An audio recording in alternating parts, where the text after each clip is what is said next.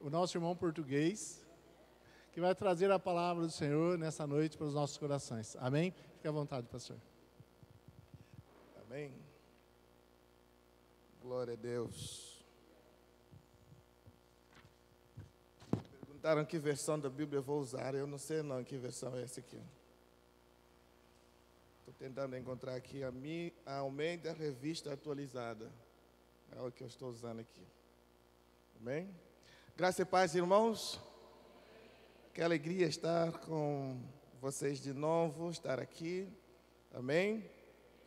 Já nos sentimos de casa, não preciso mais me apresentar nem nada, né não?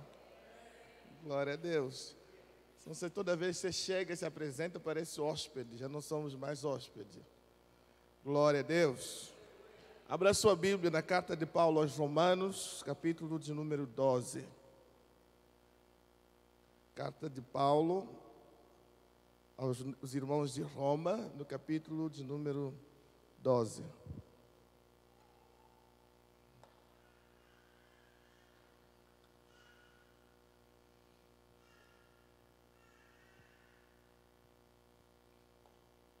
Nosso Deus é bom e abençoador. Vamos ler o versículo de número 1 e versículo 2. Eu disse 2, 2, que é... Quando eu falo 2, algumas pessoas entendem 12. Então, tem que ficar claro que é 1 e 2. 2. Então, diz assim a palavra do Senhor. Rogo-vos, pois, irmãos, pelas misericórdias de Deus, que apresenteis os vossos corpos por sacrifício vivo, santo e agradável a Deus, que é o vosso culto racional. Queria pedir para nós lermos todo mundo junto esses dois versículos. É pouca coisa, vamos ler juntos? Vamos lá? Rogo-vos, pois, irmãos, pelas misericórdias, que apresenteis os vossos corpos em sacrifício vivo, santo e agradável a Deus, que é o vosso culto racional. E não sede conformados com este mundo, mas sedes transformados pela renovação do vosso entendimento, para que experimenteis qual seja... Amém? Glória a Deus. Quantos já ouviram esse texto em algum momento de suas vidas? Eu acredito que muitos de nós já ouvimos, é um texto muito famoso. E textos como esse, que são bem famosos, são muito difíceis para nós pregarmos e ministrarmos para a igreja, porque fica muito difícil encontrar algo que você já não tenha ouvido falar dentro do texto. Mas ainda bem que a palavra de Deus tem sempre novidade para nós, amém? Sempre tem alguma coisa que Deus quer ministrar no nosso coração, e acredito que Deus tem uma palavra para o seu coração nesse texto que nós temos hoje aqui. Então me ajuda aqui a pregar e presta atenção no que Deus tem para falar ao seu coração. Então ele começa e diz, olha, rogo-vos, pois, irmãos, pelas misericórdias de Deus. Okay? Quando nós lemos esse texto, essa carta de Paulo, ou quando estudamos qualquer carta de Paulo, qualquer outra, pode não ser Romanos, pode ser aos Colossenses, ou pode ser carta a Tito, a Timóteo, ou qualquer outra que Paulo tenha escrito, uma verdade fica muito clara e evidente para nós. Paulo tem um hábito de começar a ensinar a teoria de um assunto e depois passa da teoria para a praticidade daquilo. Ele gosta muito de sair primeiro ensinando a doutrina, doutrinando antes de ensinar para nós como aplicar a doutrina que ele ensina. Antes de chegar na prática, ele precisa ensinar para nós os fundamentos que estão por trás daquela prática que nós fazemos. E do capítulo 1 ao capítulo 11, Paulo gasta tempo ensinando para nós doutrinas que são importantes para a fé cristã. Há um movimento bem claro traçado por Paulo, do capítulo 1 até o capítulo 11, e depois muda o cenário no capítulo 12. Há um movimento claro de Paulo, onde ele transita das misericórdias de Deus para as misericórdias humanas. Do capítulo 1 ao capítulo 11, Paulo nos mostra como Deus agiu de uma forma misericordiosa para conosco. A Bíblia fala que as misericórdias do Senhor são a causa de não sermos consumidos. E ela é muito boa e feliz ao afirmar ainda mais que elas se renovam a cada manhã. Graças a Deus por isso, porque sabemos que somos guardados e protegidos não por mérito próprio, mas pelas misericórdias de Deus. Então, do capítulo 1 ao capítulo 11, por exemplo, Paulo vai ensinar que somos justificados pela fé. Somos justificados pela fé em Deus. Ele nos ensina isso. Ele nos ensina que o primeiro Adão fracassou, mas o segundo Adão, que é Cristo, ele triunfou, morrendo na cruz do Calvário, ressuscitando no terceiro dia, para resgatar a humanidade e levá-la de volta à presença de Deus. Ele nos ensina, do capítulo 1 ao capítulo 11, que todos os nossos pecados são perdoados através da expiação ou da obra redentora do nosso Senhor Jesus Cristo. Aprendemos sobre as misericórdias de Deus e esse movimento claro traçado por Paulo, das misericórdias de Deus até as misericórdias humanas, chega no seu ápice aqui no capítulo 12, quando Paulo assume a posição de praticamente um servo, porque ele vai dizer: rogo-vos. E a expressão rogo-vos, quando usada por Paulo nesse momento, ele se coloca exatamente na posição de um servo, de um escravo que implora, que pede com tanta paixão, que pede com tanto zelo, amor e com tanta força, que haja uma atitude por parte da igreja. Então ele fala: depois que vocês conheceram que todos pecaram, destituídos estão da glória de Deus, depois que vocês já sabem que o salário do pecado é a morte, mas o dom gratuito de Deus é a vida eterna, depois que vocês já sabem que todas as coisas cooperam para o bem daqueles que amam a Deus, são chamados segundo o seu propósito, depois de vocês saberem que nada pode nos separar do amor de Cristo, depois de saberem que se com a boca confessarmos e com o coração crermos, nós seremos salvos, ele fala: agora vocês têm que apresentar os vossos corpos como sacrifício vivo, santo e agradável a Deus.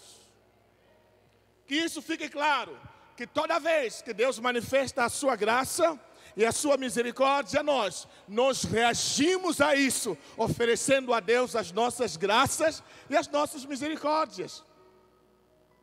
Oferecemos a Deus, em resumo, a nossa adoração. Respondemos à graça de Deus com a nossa adoração. Então ele fala: rogo-vos, pois, irmãos, pelas misericórdias de Deus, que apresenteis os vossos corpos como sacrifício. É aqui onde Paulo nos leva a entender que a resposta da igreja, a resposta do crente às obras de Deus, começa pela adoração. Veja como Paulo nos chama. Ele fala: rogo-vos, irmãos. Primeiro, ele nos coloca na posição da família divina. Quando ele fala irmãos, ele está a dizer que eu e você fazemos parte do corpo de Cristo. Tem alguém que faz parte do corpo de Cristo aqui? Ele está dizendo que nós somos parte dessa família. Somos a família cristã. Olha para o seu lado só um pouquinho. Esse irmão faz parte da sua família. Glória a Deus. É por isso que nós chamamos-nos irmãos. É por isso que você olha para a Lucinha e fala: irmã Lucinha. É por isso que eu mesmo, tendo nascido na África, de um pai que era curandeiro, de um pai que tinha quase 60 filhos, com 17 mulheres, de uma família enorme, larga. É por isso que mesmo tendo nascido de uma família assim, eu posso ser teu irmão, você pode ser minha irmã. Rogo-vos, irmãos. Quantos irmãos estão aqui? Glória a Deus. Não é por acaso que nós nos chamamos irmãos. Paulo se coloca na posição de irmão, ele começa na posição de servo e vai progredindo, porque é assim que as coisas acontecem no reino de Deus. A revelação de Deus é progressiva. Ele sai na posição de servo e agora está na posição de corpo de Cristo, de irmão, e fala: rogo-vos, irmãos, que apresenteis. Olha só, já saiu da posição de irmão. É muito rápido, num só versículo ele é escravo, sai de escravo para a família de Deus e depois sai dali para sacerdotes, porque só sacerdote apresenta sacrifício. E a Bíblia fala que nós somos o sacerdócio real, povo exclusivo de Deus. Tem alguém que faz parte desse grupo? Aleluia! é tão rápido, mas é um processo pelo qual nós passamos. Você entra aqui como um desconhecido. Você entra na casa de Deus como qualquer pessoa, como qualquer criatura de Deus. Até que a palavra de Deus entra no seu coração. Até que as misericórdias de Deus são reveladas ao seu coração. E você sai da posição de qualquer pessoa e torna-se membro da família de Jesus Cristo. Oh, glória a Deus! Mas é tão bom que no mesmo momento que somos da família de Cristo, Ele nos torna sacerdócio real. Agora você pode oferecer sacrifício. E Ele fala, olha como deve ser esse sacrifício. Ele fala, rogo-vos que apresenteis os vossos corpos. Interessante. É muito interessante que Paulo não fala primeiro, rogo-vos que apresentem os vossos corações. Paulo não corre para os corações, porque, como eu falei, é progressivo. Existe uma viagem que está sendo traçada pelo apóstolo Paulo. Sai das misericórdias de Deus para a transformação do ser humano. E a resposta do ser humano às misericórdias de Deus, quando oferecemos a Deus a nossa adoração, assim nos tornamos membros da família de Cristo e somos transportados para a posição de sacerdócio, quando agora podemos oferecer sacrifícios a Deus. E nessa posição existe um alvo bem claro, delimitado pelo apóstolo Paulo, que é o final da nossa pregação hoje, quando ele quer falar sobre a transformação ou a renovação da nossa mente. Porque ele sai do externo para o interno, sai de fora para dentro de nós, para que possamos viver grandes coisas e experimentar a revelação grande que Deus tem para as nossas vidas. Apresenteis os vossos corpos como sacrifício. Paulo está nos ensinando como se adora.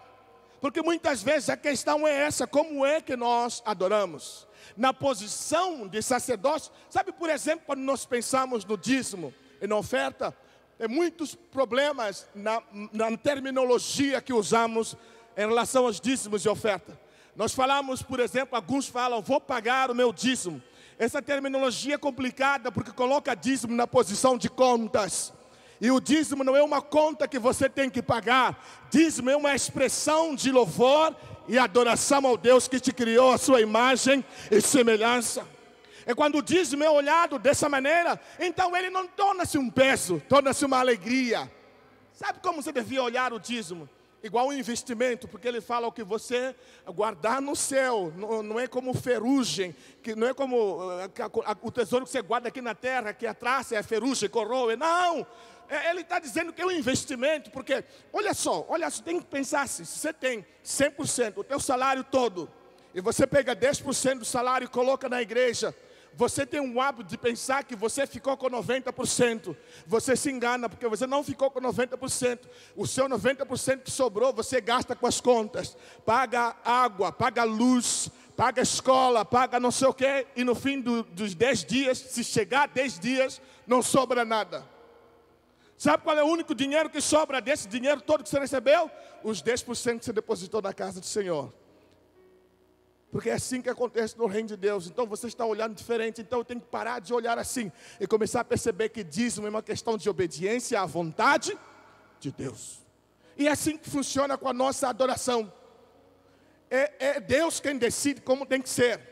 É como se nós estivéssemos espontaneamente, voluntariamente, respondendo à ação de Deus nas nossas vidas. A Bíblia fala que a fé vem pelo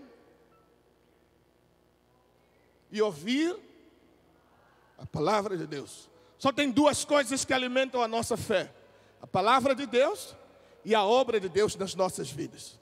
E quando a nossa fé é alimentada por essas duas coisas, nós somos levados a responder do jeito que Paulo menciona em Romanos capítulo 12. Então, como é que é a resposta? Ele fala, primeiro, nós precisamos, na posição do sacerdote, sacrificar o nosso corpo. Ele diz, você tem que ser parecido com Cristo. É o que Paulo está dizendo.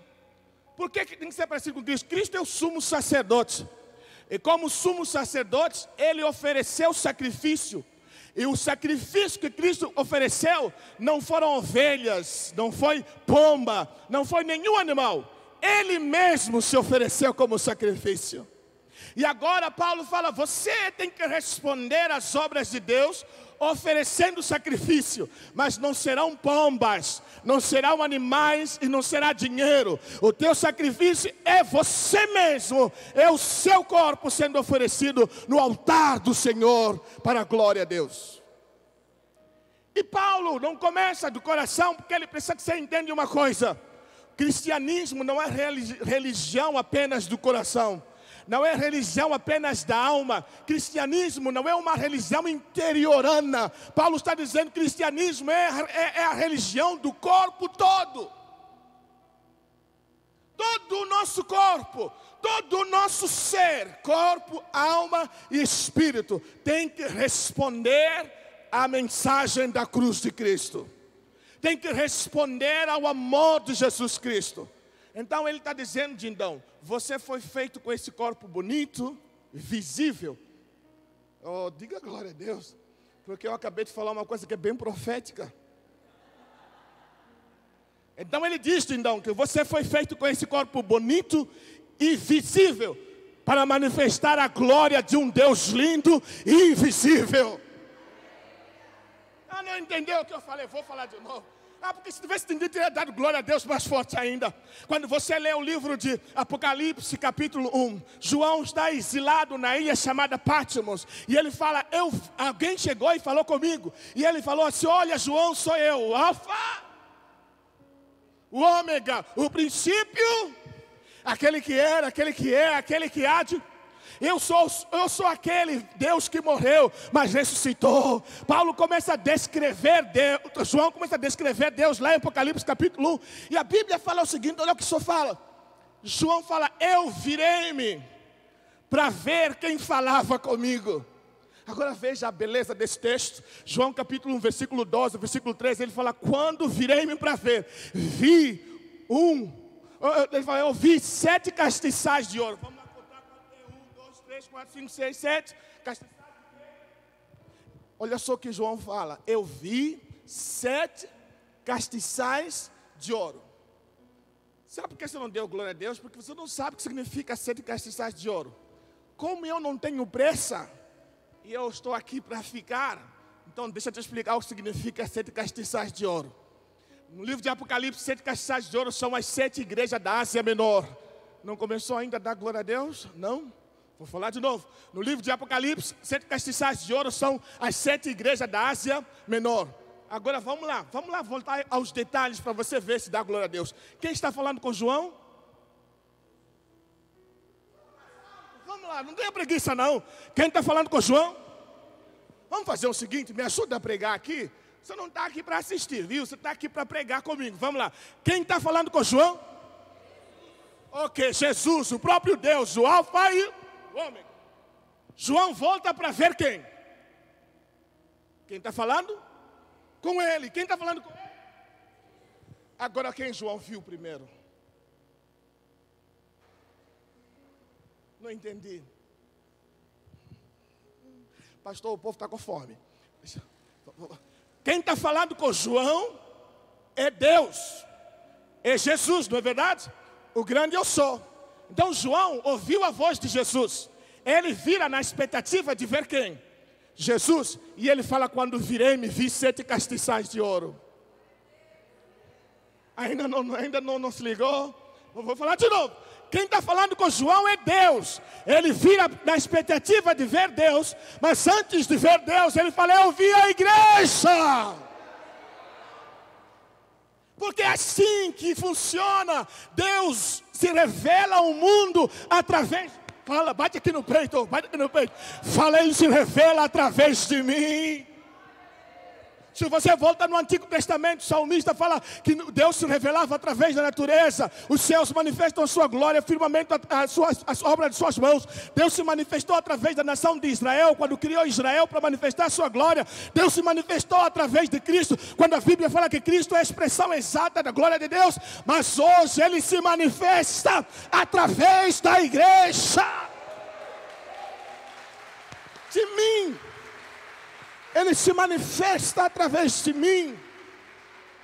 Então, a primeira Bíblia que vão ler no seu bairro é você.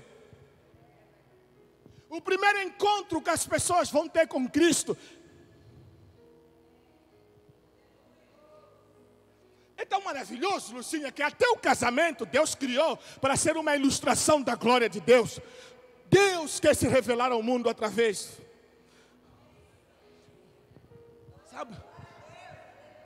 Sabe o que eu estou dizendo? É que Deus vai curar lá no hospital, aqui no hospital de São Manuel. Deus vai curar a enfermidade. E quando aquela pessoa curada procurar Jesus, vai olhar e vai ver você. Eu estou dizendo que Deus vai falar aqui nesse púlpito. Deus vai ministrar aqui nesse púlpito. E quando procurarem encontrar Deus, vão encontrar você. Ele manifesta a sua glória através de nós. É por isso que Ele quer o nosso corpo, não só o nosso espírito. Porque esse corpo visível, Deus aqui não está interessado no seu físico, tipo, eu tenho que malhar muito ou não. Se você é gordo, magro, para Deus não importa, não saiu a palavra. Não importa isso para Deus, não importa se você é alto, baixinho, não sei o que, não importa. O que importa é que você é o instrumento da revelação de Deus aqui em São Manuel. Ele está dizendo, a tua crença move o teu corpo. O que mexe aqui dentro se vê com o que acontece aqui fora. Não está me entendendo? Não tá? Aquilo que está falando dentro da sua alma é aquilo que o seu corpo faz. Sabe por que não pode se obrigar ninguém a adorar? Porque a adoração é algo lá de dentro. Então, agora quando nós fazemos, eu sou ministro de louvor, e de vez em quando falamos, levanta a mão, agora pula, agora, mas quando há um diálogo profundo lá dentro, entre Deus e eu, e o diálogo mexe comigo, eu não preciso falar levanta a mão, o diálogo lá dentro faz minha mão levantar, faz meu olho chorar, faz eu gritar, correr, não precisa que ninguém me fale nada, porque existe um diálogo entre eu e Deus. Ele está dizendo que o que acontece no nosso espírito, na nossa alma, se manifesta no nosso corpo. O que eu acredito move minha mão. Está entendendo?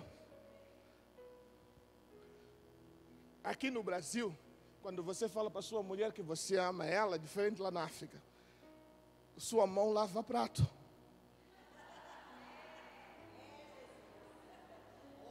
Aprendi com o pastor Juarez.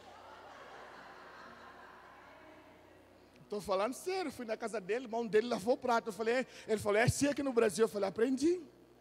Aqui no Brasil é assim que funciona, lá na África é diferente.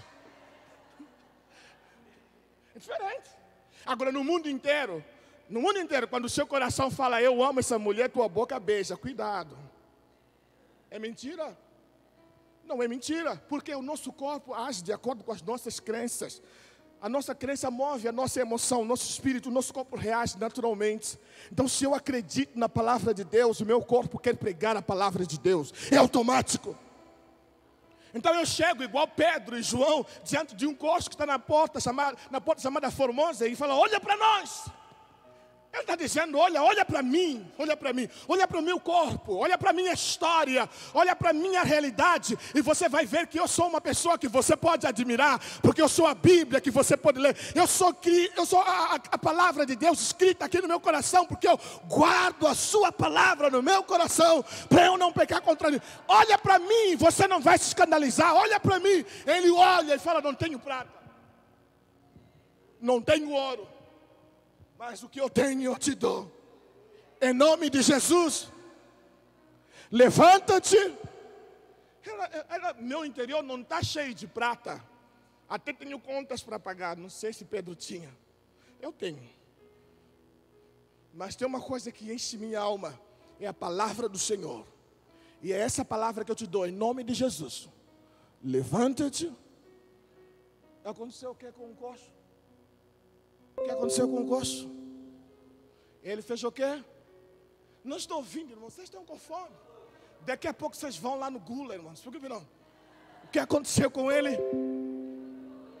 Mas esse que é o problema, nós estamos pulando etapas. Ele não levantou e andou, gente. Ele continuou lá no mesmo lugar. Até que Pedro fez isso aqui, ó.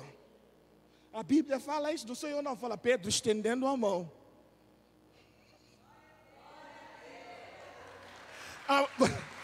Sabe o que é isso, então?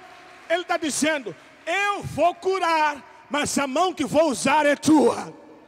Eu vou cantar nesse púlpito, mas a boca que eu vou usar é tua. Eu vou pregar na sua família, mas a boca que eu vou usar é tua. Eu vou sarar os teus filhos, mas a boca que eu vou usar é assim que deve ser. Então, irmão, meu corpo. E eu preciso falar isso porque nós idolatramos muito o corpo. Não é verdade? Nós idolatramos muito o quê? E quando somos jovens, somos desequilibrados. Quem fala isso é Paulo. Paulo fala que jovem é desequilibrado, tem que ser moderado. Por exemplo, vai na academia, puxa o ferro até ficar.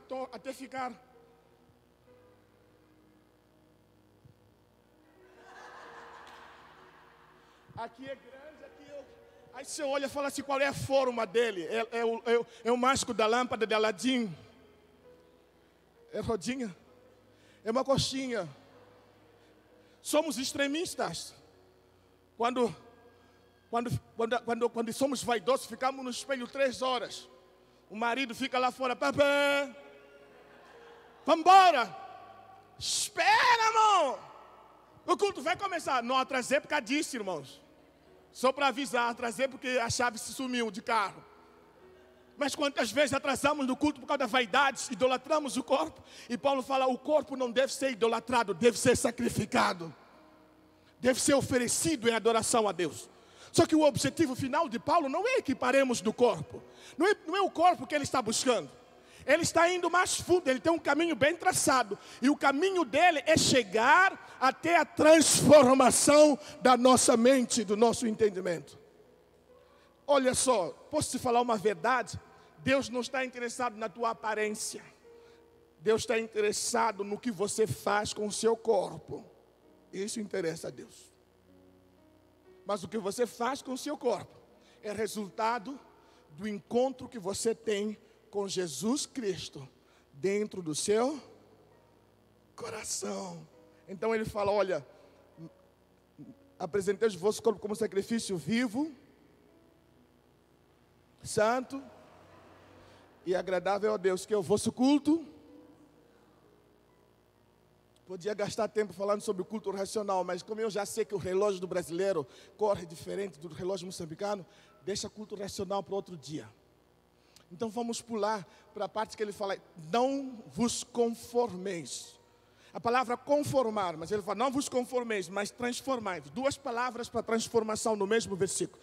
Conformar é tomar a forma, ele usa a palavra esquema no grego. A palavra esquema é aquela forma que muda de hora em hora. É aquela forma que não é estática, que toda hora muda. É a forma do mundo. Ele fala, não tome a forma do mundo, que toda hora muda.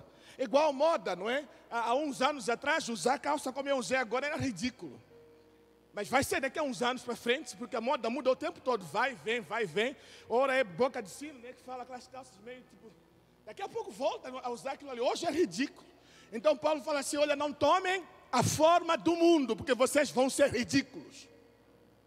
Vão se ridicularizar. Então ele usa a palavra, outra palavra que é morfé, ou metamorfose, mas transformai-vos.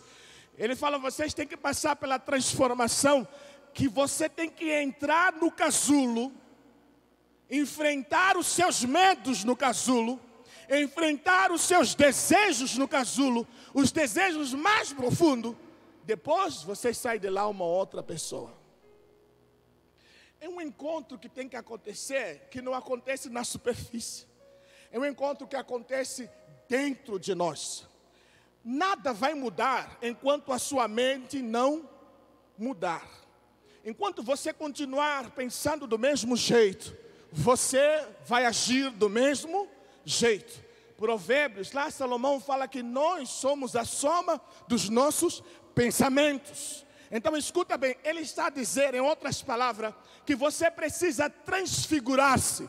A mesma palavra que foi usada quando Jesus subiu ao monte e foi orar.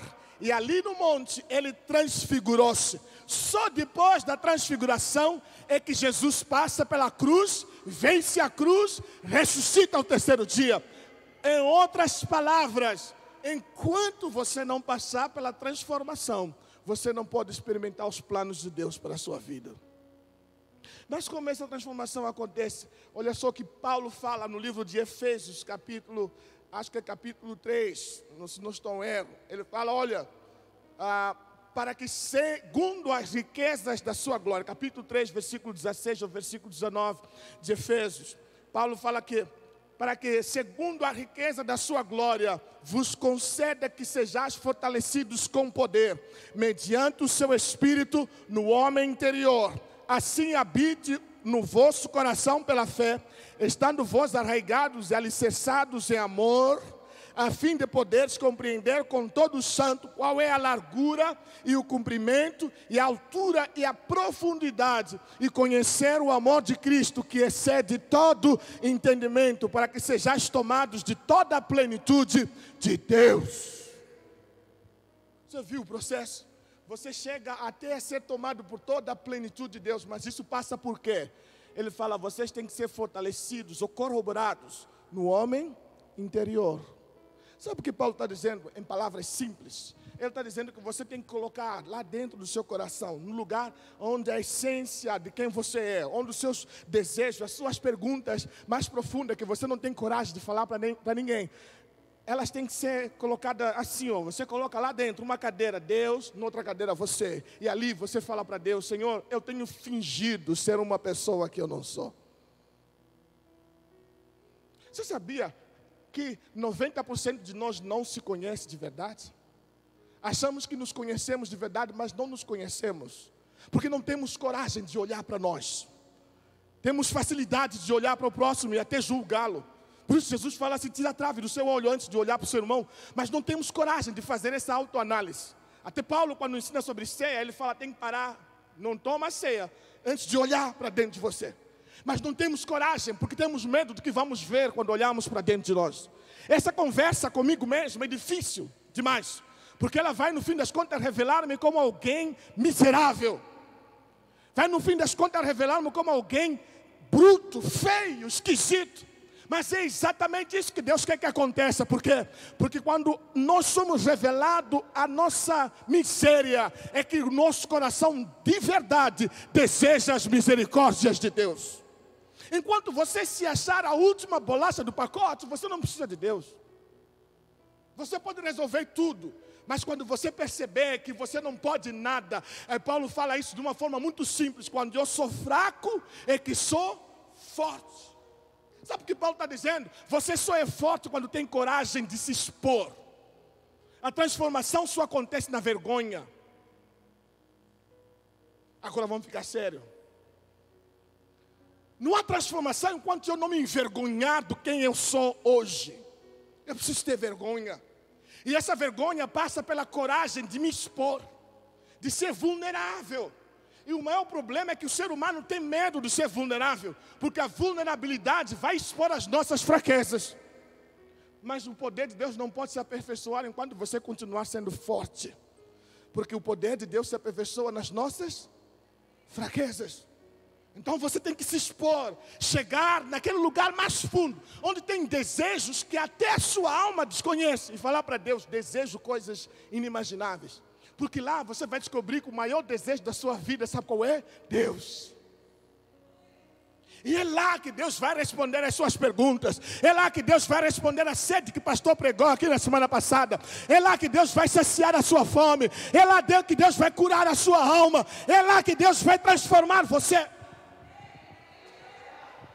Sabe por que você não devia ter medo desse confronto? Porque o cristianismo não é a religião do conforto, é a religião do confronto. Porque nós achamos que o cristianismo é a religião que conforta o meu ego, o que conforta, não, ela confronta os teus, confronta você. Confronta os teus medos, o teu ego, confronta os teus desejos, confronta você, quem você é. E nesse confronto, você não devia ter medo dele. Por quê, pastor? Eu vou te explicar por quê. Quando ele usa a expressão transformar, ele usa a expressão essa palavra é meio difícil para nós. Eu não posso falar muito essas coisas que é difícil para mim, porque depois algumas pessoas usam isso contra mim. Mas essa palavra é meio difícil para mim. Metamorfose. Na biologia, é uma transformação que acontece de dentro para fora. Agora vamos lá. Quem descreve melhor essa transformação é a lagarta. A lagarta é um verme que rasteja no chão. É um verme que anda devagar, não consegue correr. E chega um momento da vida dela que ela precisa se dispor para que a metamorfose aconteça. Eu não estou falando de lagarta, se você entender, eu estou falando de você. Não estou te chamando de verme, me perdoa. Mas você está parecido com a lagarta.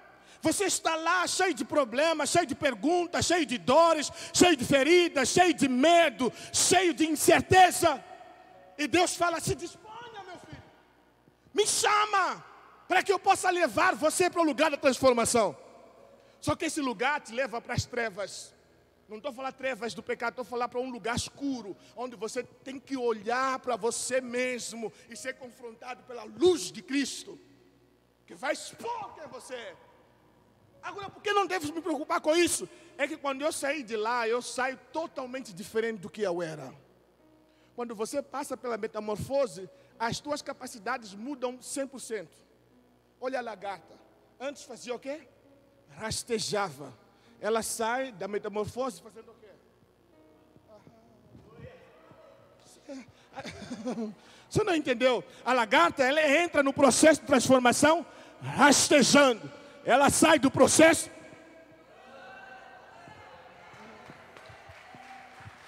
Eu quero te encorajar, porque eu estou continuando apenas o que o pastor começou semana passada. Eu não estou fazendo nada de novo. Eu estou dizendo que se você voltar a ter sede, fome de Deus, e falar, papai, eu quero mudar, tenho vergonha de quem eu sou, Ele vai te levar lá, vai transformar a tua situação a tal ponto de mudar todas as suas capacidades. Não está me entendendo? Se você rastejava no chão, ou se você vivia no chão, agora vive nas alturas, voando. Sabe qual é o problema de viver no chão? É que sempre tem alguma coisa em cima de você. E tudo que está acima de você define você. E quando você está no chão, qualquer um está acima de você. Até a sola do meu sapato está acima de você. Mas quando você está voando, só Deus está acima de você. E as pessoas param de definir você. Quem vai definir você é Deus. E sabe o que Ele fala? Você é filho meu. Você é meu filho. Você deixa de ser lagarta, verme, e se torna filho de Deus. A lagarta, Dindão, andava devagar. A borboleta voa rápido. A lagarta era feia. A borboleta é linda. Sabe por que te chamam feio ainda? Porque ainda não passou pela transformação que só Deus pode fazer. Deixa Ele transformar para ver se não vão te chamar bonito. E não estou falando nada da sua cara não, porque essa aí vai continuar do mesmo jeito. Eu estou falando de sua essência, de quem você é. Até sua esposa vai olhar para você e falar assim, quem é esse cara? Na sua empresa vão olhar para você, ele mudou, porque Deus vai mudar todas as suas capacidades. Vai te dar uma inteligência que vem do alto, a capacidade de ler situações e ambientes que vem do alto. Vai te dar a capacidade de interpretar a escritura de uma forma que vem do alto. E você passa a viver uma alegria que ultrapassa todas as circunstâncias. Então você entende o que Paulo fala, alegrai-vos sempre no Senhor. Quem quer ser transformado aqui? Eu quero passar por esse processo sempre que Deus quiser. Sempre que Ele quiser me transformar, eu vou me dispor. Você tem que se dispor. Tem que falar para Deus, estou aqui. Pode me transformar. Pode mudar a minha maneira de ser. Pode mudar a minha maneira de olhar o mundo. Pode mudar a minha cosmovisão. Sabe qual é o problema? Por que nós não mudamos? Porque somos presos pela aprovação dos outros. amamos que os outros nos aprovem. E o problema maior ainda, vivemos dentro de uma cultura de igreja e do mundo que valoriza a produção. Você só tem valor se produz. Quando para de produzir, não tem valor. É assim que funciona. É membro da igreja? Sim. Está produzindo? Sim. Você tem valor. Parou de produzir? Não tem valor. Na sua empresa é assim que olham para você. Por isso que você na empresa é um simples funcionário, fonte de lucro. Enquanto você produzir, você tem valor. Então nós vivemos para agradar os patrões, para agradar o marido, para agradar o próximo. Somos presos pela aprovação dos outros. Então a nossa mente vive escrava. Sabe por quê? Porque no dia que aquele que você tenta buscar a aprovação dele te desaprovar, você entra na depressão. Porque você se sente inútil. Se sente nada, pisado ao chão, pisoteado. É assim que acontece toda vez que sua mulher reclama da sua capacidade de gerir as finanças. Você se sente um nada. É assim que acontece toda vez que o seu marido olha para você e fala assim, esse cabelo, você se sente nada, porque você condiciona a sua felicidade ao seu marido. E isso tem que parar hoje à noite e deixar que o Espírito Santo determine quem você é. E não pode deixar que as pessoas condicionem, ou decidam, falem quem você é ou quem deve ser. Não, deixe que Deus defina isso. Deixa que Deus transforme a sua mente. E a partir de agora você busca os pensamentos de Deus e não os teus próprios pensamentos. Transformai-vos pela renovação da vossa mente. Sua mente como está? Como está a sua mente? Como está a sua mente? Sabe, o Evangelho não é só uma verdade. Paulo fala em Romanos 1,17 que o Evangelho também é o poder de Deus para a salvação, para a transformação. Não é só uma verdade, é o poder de Deus para transformar você, para mudar você, para salvar você e eu. O Evangelho tem poder para fazer coisas inimagináveis. O problema, sabe qual é? Que nós estamos parecidos à igreja de Coríntio, que era uma igreja sensacionalista, que só dizia que o poder de Deus se manifestou quando sentia alguma coisa. Já viu aquele crente que fala assim, não senti nada na igreja, então Deus não estava lá? É assim que Deus se manifesta, você sentindo, você sente paixão, fome. Ah, não senti nada, Deus não estava lá, nem assim que funciona, não, esse sensacionalismo. Não como a igreja de Coríntio, que queria o evangelho, mas também queria as filosofias humanas, queria o evangelho misturado com as verdades humanas, com as vontades do homem. Não, o evangelho tem que ser puro, completo. Não como a igreja de Coríntio, que para eles o evangelho era pragmático, só o que funciona é que deve ser pregado, o que não funciona não pode ser pregado. Não, nós não pregamos o que funciona, nós pregamos a palavra de Deus como Deus quer, como Deus manda e obedecemos. Então Paulo vai escrever aos Coríntios, fala assim, olha, eu não vi a vocês, capítulo 2 de Coríntios, não vi a vocês com palavras persuasivas, mas com demonstração de poder. Eu vi a vocês pregando o evangelho que salva e transforma. E Paulo começa a falar, o evangelho que eu prego é o evangelho do Pai, que era um mistério, mas que se revelou na pessoa de Jesus Cristo. E esse evangelho que era um mistério, que era um segredo, é revelado a nós através do Espírito Santo. Aí Paulo faz uma pergunta. Eu faço assim, que homem conhece o espírito do outro homem, não ser o próprio homem? Em outras palavras, Lucinha, os segredos da tua alma, só quem conhece é Lucinha. O Dindão só pode saber se a Lucinha decidir falar. E Paulo fala assim, ninguém conhece os segredos do homem, a não ser o espírito do próprio homem, a não ser que o espírito revele. Aí Paulo fala também assim com os segredos de Deus. Ninguém conhece os segredos de Deus, a não ser o espírito de Deus, de Cristo. Leia capítulo 2 de 1 Coríntios. Ele fala, só quem conhece os segredos de Deus é o próprio Espírito de Deus. Eu gosto muito do português. Português é uma língua com segredos gostosos. Porque toda vez que a palavra mais é usada, me chama muito a atenção. Porque a palavra mais anula o que foi dito antes dela. Então quando eu falo, Dindão, você é bonito. Mas, esquece, você é bonito. Na hora que eu colocar mais, pode esquecer, você é bonito. Agora você vai se concentrar no que vou falar depois do mais. Ó, Dindão, você é bonito, mas é muito baixinho. Então, Dindão vai se concentrar o quê? Dindão, você é bonito, mas é muito chato, cara. Dindão vai se concentrar em quê? Chato. Quando chega para seu marido e fala, amor, você é lindo, mas você é chato demais. Seu marido nunca vai se lembrar de você é lindo. Vai se lembrar que você disse o quê? É chato demais. Quando você chega na mesa, no almoço, a esposa fez uma comida gostosa, fala, comida está boa, amor, mas ela não vai lembrar mais que comida está boa, vai lembrar, mas não tem sal. Ela vai lembrar o quê? Minha comida não tem sal. Ou você fala, amor, esse quiabo está gostoso, mas faltou um pouquinho de tomate. Ela vai lembrar, eu não sei cozinhar porque eu não botei tomate. É assim que funciona. Então veja só, agora a Bíblia, não sou eu. Ele fala assim, quem conheceu os segredos de Deus, a não ser o Espírito de quem?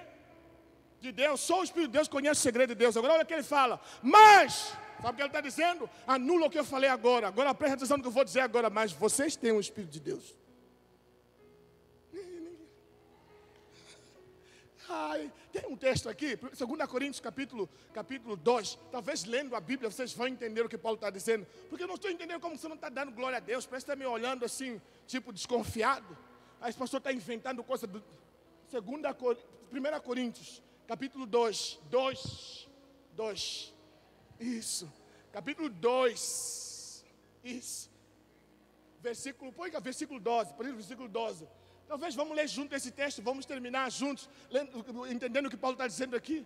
Olha só, volta um versículo antes, que Paulo faz essa pergunta no versículo 11. Acho eu.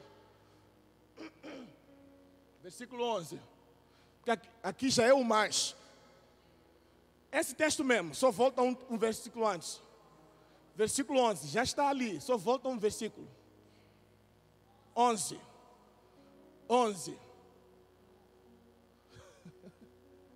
Aleluia. Isso. Agora veja a pergunta de Paulo. Vamos ler junto. Vou até parar aqui assim para ver se os irmãos estão lendo de verdade. Vamos lá ler junto. Vamos lá. Porque qual dos homens sabe as coisas do homem, senão o Espírito do homem que está? Também ninguém sabe as coisas de Deus, senão o Espírito de Deus. Para aí. Todo mundo entendeu? Entendemos todo? Ninguém sabe as coisas de Deus, a não ser o quê? O Espírito de Deus. Se Paulo parasse ali, puxa, que graça tem isso aí. Mas Paulo não para ali. Vamos lá ao próximo versículo, ele fala agora, veja só, a palavra mágica. Mas, Paulo falou assim, anula o que eu falei antes. Quando ele fala mais, ele está dizendo, esquece o que eu disse antes. Agora se concentra no que eu vou dizer agora. Nós...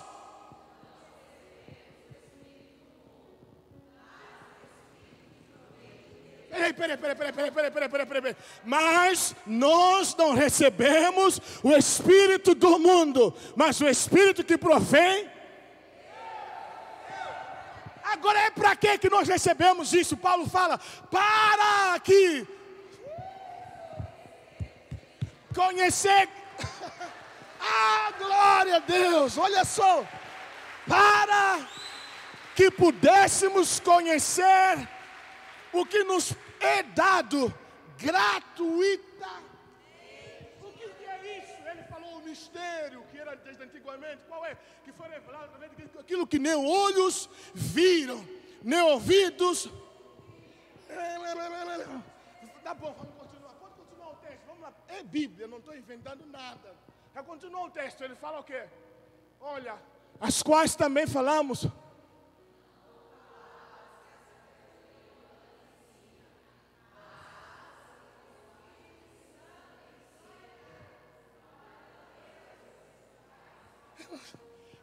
Aqui dentro está fervendo na minha alma. Porque está dizendo assim, olha, não é com sabedoria humana, não é sabedoria do pastor Juarez, do missionário Manuel Mário, não é sabedoria humana, é sabedoria de Deus que nós usamos, aquilo que o Espírito Santo nos revela, nos ensina.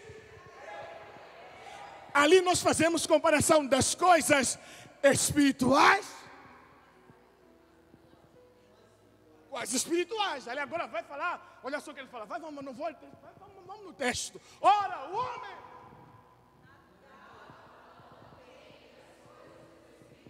parou. Papai que ficou lá em casa, que nem crente, não entende as coisas que a gente faz aqui. Acha que você é doido. Porque as coisas... Eu amo a Bíblia, irmão. Desculpa-me lá, eu sou muito fã da Bíblia. Então, alguma coisa mexe comigo toda vez que eu leio. Vamos lá ler, vamos deixar de eu falar besteira aqui. Vamos ler aqui, vamos lá. Ora, o homem natural não compreende as coisas porque lhe parece e não pode, porque elas se discernem. Pastor, foi aqui que eu entendi que nós somos seres espirituais tendo uma experiência terrena. Eu não sou daqui, eu sou do céu, passeando na terra. É por isso que eu entendo coisas que os que são daqui não entendem, só nós entendemos. Vamos terminar até o versículo 16. Vamos lá, estamos no versículo 14, 15. Mas o que é espiritual?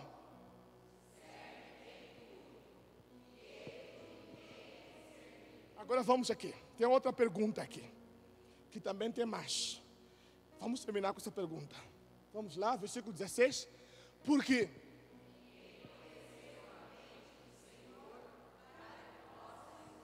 ponto.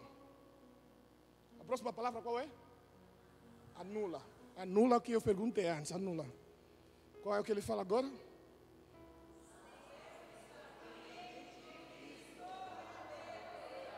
Ninguém está dando glória. Aqui talvez são mais crentes. Vamos lá. Quem conheceu a mente do Senhor para que possa... Mas, esquece o que eu falei. Nós temos... Dá glória a Deus, que é muito bom, rapaz. É isso que deve acontecer, meu irmão. Por que minhas capacidades são mudadas? Porque quando você entra no casulo de Adão, a sua mente que não presta é jogada fora e ele coloca em você a mente de Cristo.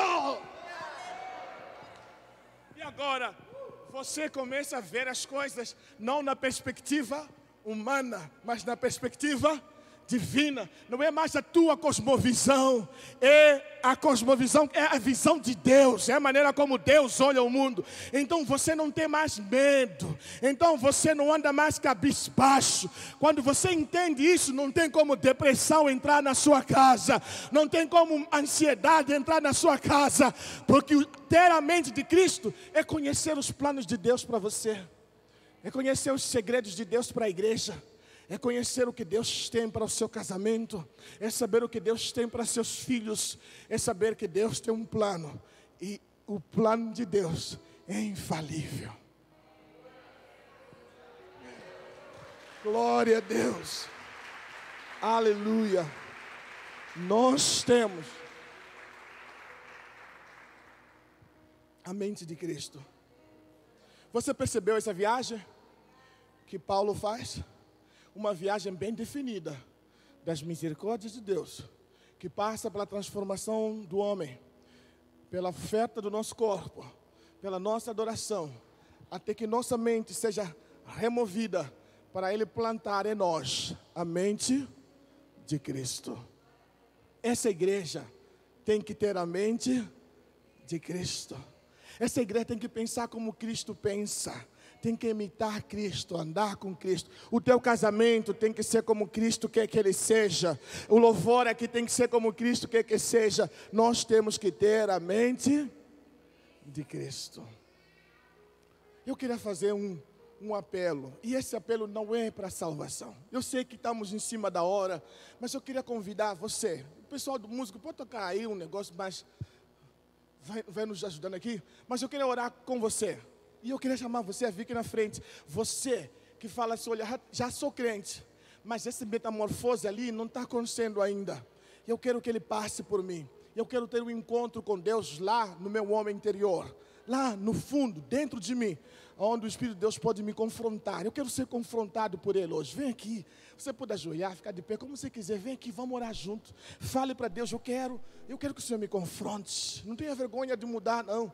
Eu quero ser transformado. Eu quero que o Senhor mude as minhas capacidades, como faz com a lagarta, a ponto de todas as minhas capacidades sejam transformadas, mudadas, a ponto de eu que rastejava antes, sabe, você vai parar de mendigar amor do seu marido ou da sua esposa. Você não precisa mendigar, você tem que saber que o amor virá naturalmente. Eu quero parar de desejar que as pessoas me valorizem. Não, eu vou deixar que o Espírito de Deus me defina e fale quem eu sou. Vem aqui, não tenha vergonha, vem aqui na frente, se joga diante do Senhor e fala: eu quero ser diferente, eu quero ser transformado, eu quero que o meu coração seja rasgado agora, eu quero que o Senhor rasgue o meu peito. Vem, sai do seu lugar, vem falar com Deus. Papai, eu quero que algo novo aconteça, eu quero viver algo novo dentro do meu coração. Há uma transformação que só o poder de Deus pode operar em mim.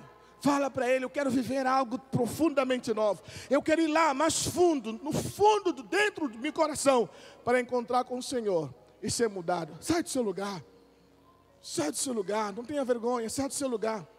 O pessoal vai cantar aqui, não sei que canção, mas deixa Deus usar vocês ali. E cante uma canção ao Senhor. Enquanto o Senhor canta, eu quero que você esteja aqui, orando, glorificando a Deus, falando com Ele. Fala: Pai, eu quero ser diferente.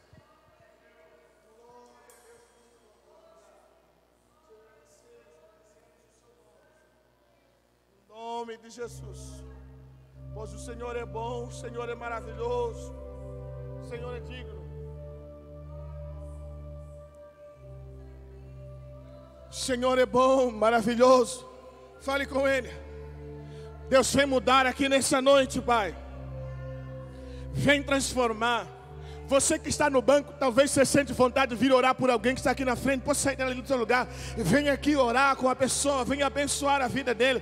Talvez você sente: olha, eu queria orar por esse irmão, quero abençoar a vida dele. Pode sair dali, não tem problema. É a noite de Deus transformar corações.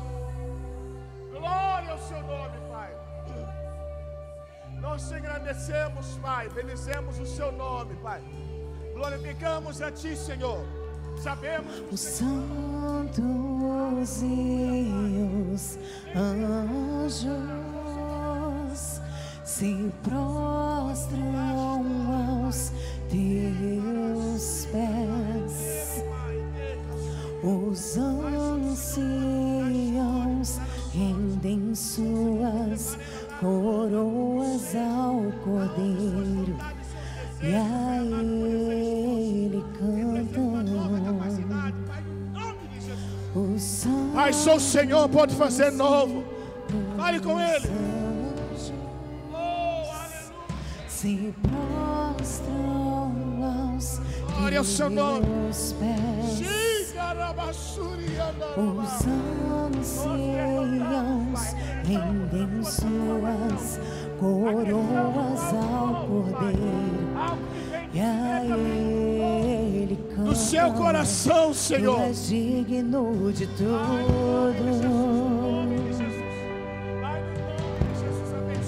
Tu és digno de tudo. Para ser diferente, Senhor amado. Pois tudo vem de Ti e tudo é para Ti. Tua é a glória.